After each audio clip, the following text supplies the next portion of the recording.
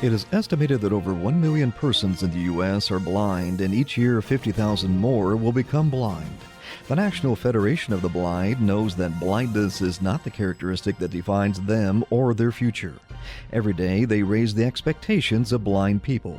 Today on Weekend Connection, we'll be talking about the importance of Braille literacy, the world's first digital talking newspaper, and encouragement for seniors who deal with vision loss. Now, let's get connected.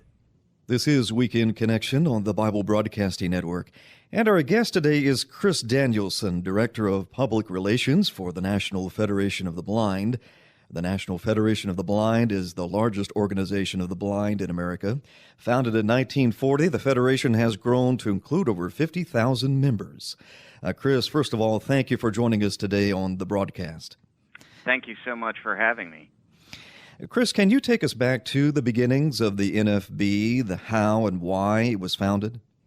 Certainly. The National Federation of the Blind was founded in 1940, and it was and is a federation of other organizations of blind people that existed in various states. And when it was founded, it was only 7 states. There were existing organizations of blind people in 7 states that met in Wilkes-Barre, Pennsylvania on November 16th of 1940 and had a very small convention, only 16 people, and formed the National Federation of the Blind. And it elected as its first president a man named Jacobus Tenbrook, who was a lawyer and college professor, and he and the 15 other people at the convention organized the federation, and we have been growing ever since. So we're very proud of what we've been able to achieve, because now we've grown to where we have affiliates in all 50 states, in the District of Columbia, and in Puerto Rico, and something like 700 local chapters, although the number fluctuates a little bit. But that's where we are today. Now, the mission of the National Federation of the Blind is to achieve widespread emotional acceptance and intellectual understanding that the real problem of blindness is not the loss of eyesight, but the misconceptions and lack of information which exist. Chris, could you make us aware of some of those misconceptions we might have? Certainly. The blind are generally perceived, less so today, but certainly when the Federation was founded, and certainly to a certain extent today, as generally not being competent or able to live our lives and make our own decisions independently. And it's a strange misconception, because blindness only affects a person's eyesight, but yet blind people have historically been considered not to have capacity to do any number of things, including parenting children, including getting an education, including performing certain jobs, even when those jobs don't require vision. And so these are the problems that blind people face. And the great insight that Jacobus Tenbrook and other Federation leaders have had is that blindness is not really an incapacitating disability. It is a characteristic that people have, and it requires those of us who are blind to do things in different ways from the ways that sighted people do them. You know, it does not diminish us as human beings, and it is not the characteristic that defines us or predicts our future. It isn't the sum total of who we are. It's just a characteristic that we have, and it certainly imposes some limitations, but all characteristics impose limitations. If you are maybe not as tall as another person, or maybe not as physically strong as another person, then you certainly have limitations too, but that doesn't define your whole life. Right. And we feel the same way about blindness. Our guest today is Chris Danielson, Director of Public Relations for the National Federation of the Blind. The NFB is a consumer organization of blind people working together to improve opportunities for the blind and the understanding of blindness by the general public. Chris, studies show that only AIDS and cancer are feared more than blindness. There must be emotional challenges that have to be overcome in order for one to manage their life as a blind person. Well, certainly there are, particularly when one has lost vision later in life. People like myself who were born blind arguably don't have as tough a time, although it depends on how people around us react to the fact that we're blind. If our parents or what have you treat it like a tragedy, then it can easily become a tragedy. But certainly when people lose sight later in life, there is a grieving process. Often people are very discouraged at first because they're used to doing things by using their eyesight, and they can't do them that way anymore. And so at first they believe, well, I just can't do certain things anymore because I no longer have my eyesight. And one of the things that the Federation does, and one of the reasons that it's so important to us to be organized in local chapters and state affiliates across the nation, is that we want the ability to be able to reach out to people in their local communities and say, you can still live the life you want. You can continue to do the things, or the vast majority of the things that you have always enjoyed doing. You can do those things as a blind person.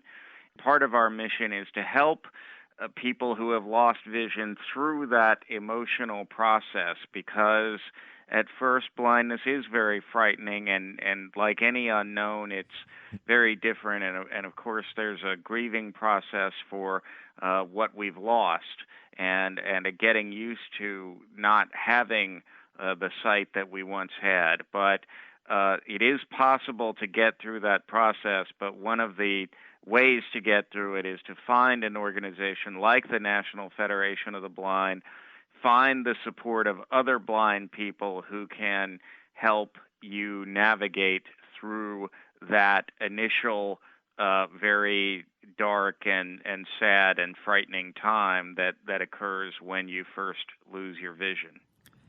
We're talking to Chris Danielson, Director of Public Relations for the National Federation of the Blind.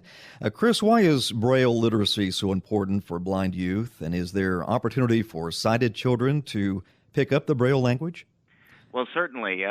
Just a slight correction. Braille isn't a language. It's a code. It represents English and other languages, but it is, in English, for example, it's alphanumeric the same way that the alphabet is. It's just different symbols representing the letters and numbers.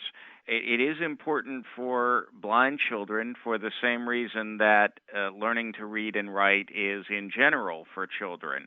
Braille is the only code that blind people have to read and write, because it is the only efficient tactile code that we can use. And there are other sources of gathering information like audio and text-to-speech and so forth, but those do not actually teach the skill of reading and writing, which is a different skill from just listening in order to acquire information. And of course, if you're blind and have another disability, particularly deafness, then audio isn't going to do you any good at all. So Braille is extremely important. It teaches the literacy skills we need, the ability to spell words in the English language, to properly write and punctuate sentences, all of the things that we expect sighted children to learn from reading. Now, sighted children can learn Braille, and in fact, we encourage children who are legally blind but may have some vision to actually learn Braille anyway, because a lot of eye diseases are degenerative, and there's no way to know if or when you might lose all of the sight that you have. Right. And also, it is helpful because in print, while you may be able to technically read it, particularly if it's enlarged, it may not be always the most efficient way for you to read. You're not always going to have that magnifier handy. Maybe you can find some uses for Braille that will help you in your home, like labeling your canned goods or your CD collection or what have you. And that way you can deal with them by touch instead of having to break out the big magnifier or put them on the CCTV all of the time. And also, we've discovered that when we teach Braille to sighted children, and sighted adults for that matter, they really enjoy it. They can pick up on the alphabet fairly quickly. Of course, it takes longer to learn contracted Braille, but it is a code that anybody can actually learn fairly quickly. This is Weekend Connection on the Bible Broadcasting Network, and we're talking to Chris Danielson, Director of Public Relations for the National Federation of the Blind. The NFB has been the leading source for helping blind and visually impaired people find the resources, support, and hope they need to lead productive and fulfilling lives. Chris, I understand you have the world's first digital talking newspaper for the blind. Is there a paid subscription to use this, and how does it work?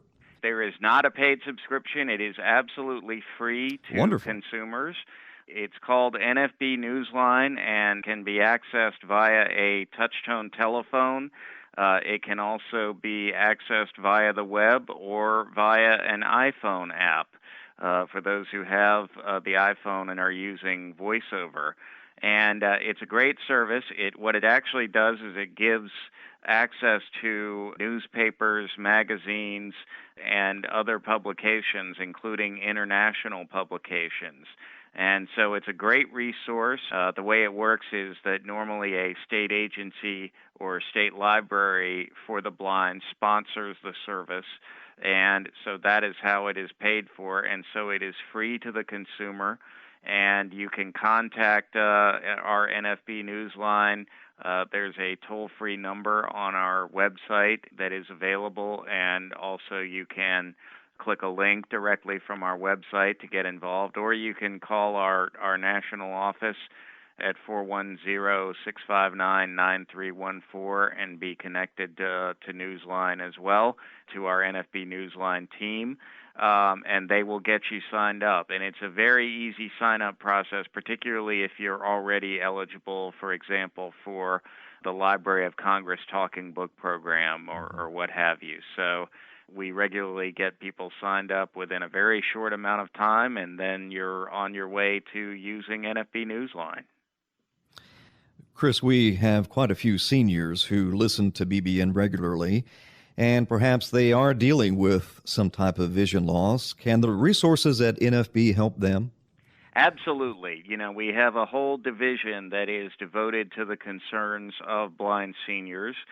And, of course, we always encourage people to contact their local chapter of the National Federation of the Blind and get involved, because they will find all sorts of resources for blind seniors. So we absolutely believe in supporting people who are losing vision as they age, and in particular, if you contact our independence market, you'll find a lot of resources that will automatically get you started on the way to being more independent as a blind senior. Now, Chris, if I know a blind or a visually impaired person who could use the help of the NFB, I believe you gave the phone number earlier, how would I contact you? Well, you can contact us at that phone number, 410-659-9314. You can also go to our website, which is nfb.org. We are on Facebook. All you have to do is search on Facebook for National Federation of the Blind. We are on Twitter. Our Twitter handle is NFB_voice. And if what you're most used to doing is using email, then you can just send us an email to nfb@nfb.org. That's just NFB, the acronym National Federation of the Blind, @nfb.org. Just send us an email, and we'll take everything from there. Our guest today has been Chris Danielson, Director of Public Relations for the National Federation of the Blind. The NFB is a consumer organization of blind people working together to improve opportunities for the blind and the understanding of blindness by the general public. Chris, once again, thank you for joining us on Weekend Connection today. Well, thank you so much for having us, and we'd be happy to come on the program again if we can provide any more information about any of our programs. Thank you again, Chris. Thank you. Thank you for listening to this feature, a production of BBN, the Bible Broadcasting Network. BBN provides 24-hour Christian programming, great Christian music, and Bible teaching. Listen to BBN by clicking the link in the description.